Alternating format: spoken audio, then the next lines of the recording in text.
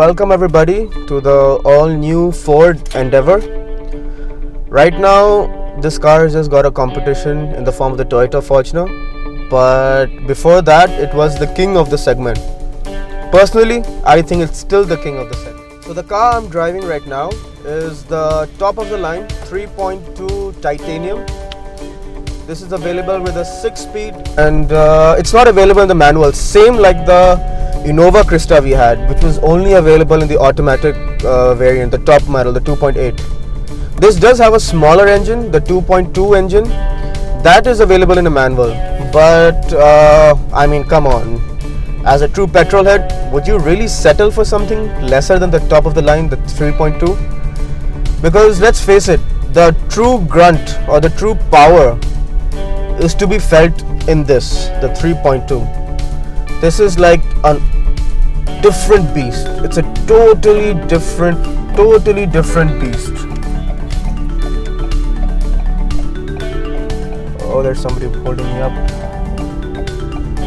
So yeah, what I was saying was this is a total different beast. It is like, you know, it doesn't feel like an SUV. It just goes. Any gear you're in, just put your foot down and you're off. Straight, bang. And I don't know, I'm just short of words of this car because this car is so amazing. I mean, it goes like no other SUV.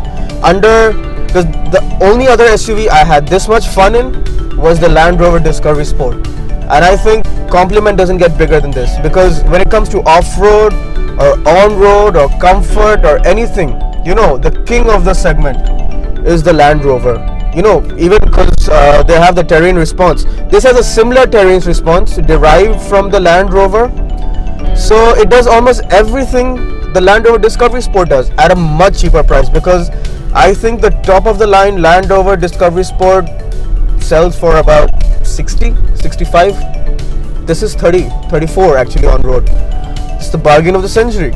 In fact, all around the world, especially the Australian market, which is a huge market for this car, is sold with the 3.2. It's sold with against the Land Cruiser Prado, and it's sold against the. See, that was the voice assist. This car has voice assist. It has my friend's car paired to it. So yeah, it has. See, exactly one more example of what this car has. It has all the bells and whistles you could ever ask for. It has all the airbags to keep you and your family fully safe from in the event of any, you know, mishap. God forbid anything happens. And it's got a good touchscreen. It covers all the bells and gizmos. You need Bluetooth and like GPS navigation. It has everything. Digital MID sort of thing, which has multiple features. You can either switch from a rev counter, or you can see which wheel is getting which power, or you can control various stuff. You can read out your phone, like you can pair your phone, you can change the music directly from the MID. So yeah, Ford has just really put their best foot forward in this, and it's just basically a sign of things to change, because after this car they launched the new Ford Figo and the Aspire, which we all know is like a pretty accomplished car. Then they launched the Halo product, which was the Mustang, and we all know how well that is doing, even though people term it as overpriced or expensive, but it's still selling so well. So I believe this car was, before this there was the EcoSport, which is doing well as well, but I feel this car has really changed the fortunes, not only for sales, because that's what the EcoSport did. I think this changes the look and the outlook of Ford cars in general.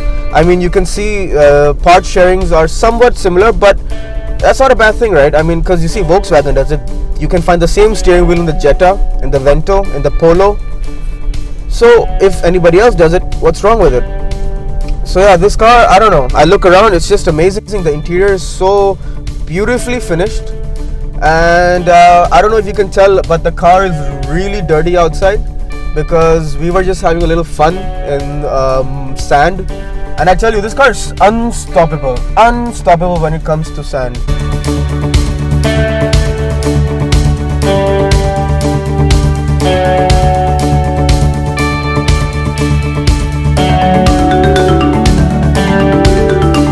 seatbelts were only done by those construction trucks, but this just did it. It just went.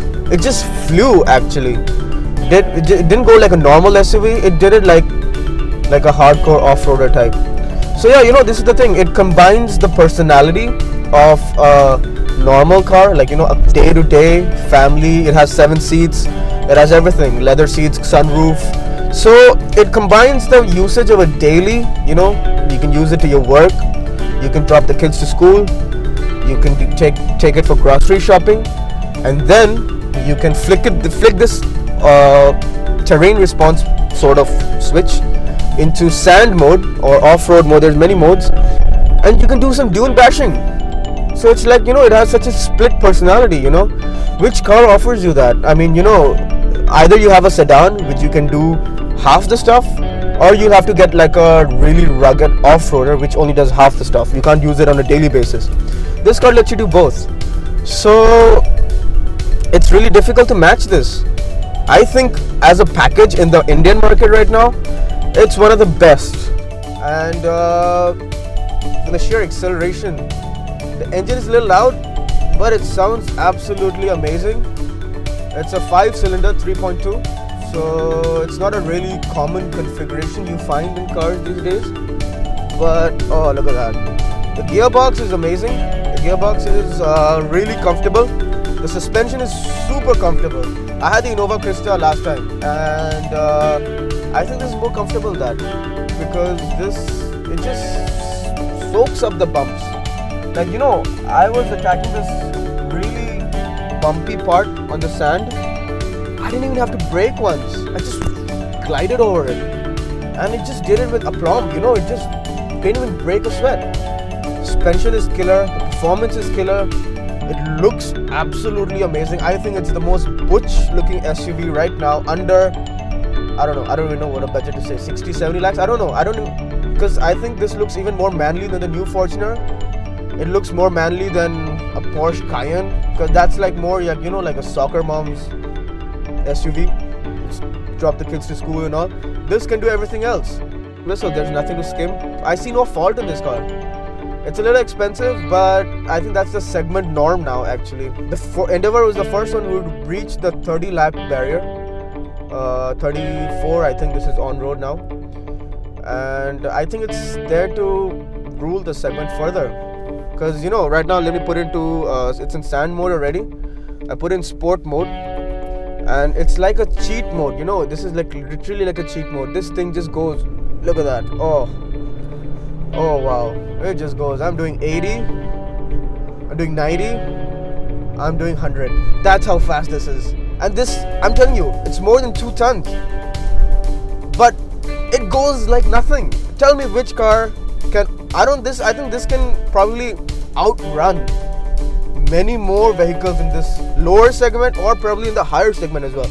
It's really difficult to keep up with this. Oh wow. The downside is, yeah, fuel economy does take a beating.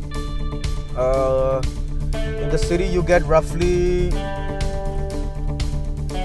7-8 kilometers per liter, which is a little low, but I guess more than miles per gallon, you get miles per gallon. And I think that's really important when it comes to a car. Yeah, sure, you spend more in fuel, but hey, can you put a price on the smile you get every time you floor the accelerator pedal in this? I don't think it has a price. I think this car is flawless, and I'm absolutely in love with it. Thank you very much for watching this review, and I think the Ford Endeavour is a brilliant product. Thank you.